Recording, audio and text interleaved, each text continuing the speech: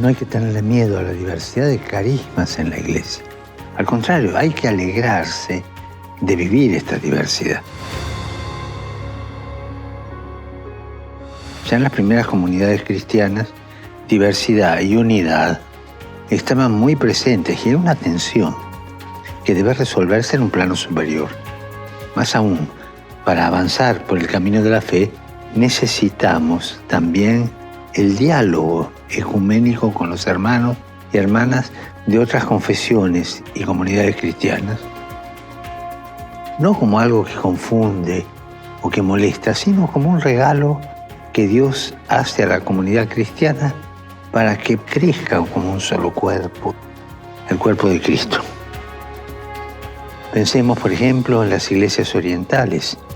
Tienen unas tradiciones propias, unos ritos litúrgicos característicos, pero mantienen la unidad de la fe, la refuerzan, no la dividen.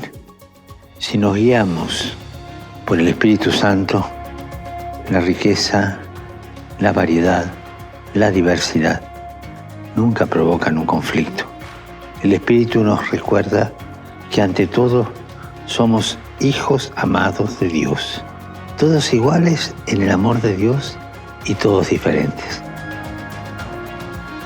Oremos al Espíritu Santo para que nos ayude a reconocer el don de los diferentes carismas dentro de las comunidades cristianas y a descubrir la riqueza de las diferentes tradiciones rituales dentro de la Iglesia Católica.